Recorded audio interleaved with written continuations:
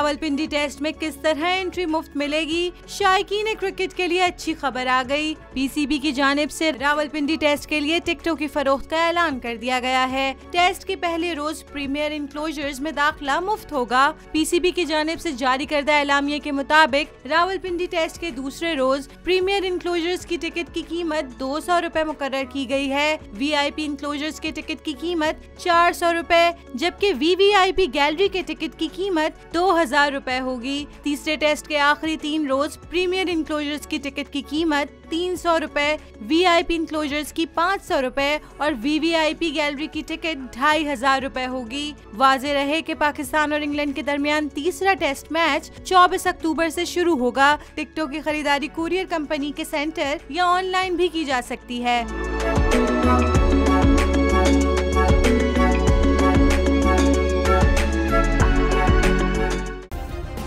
Subscribe करें और bell दबाएं ताकि कोई खबर रह न जाए।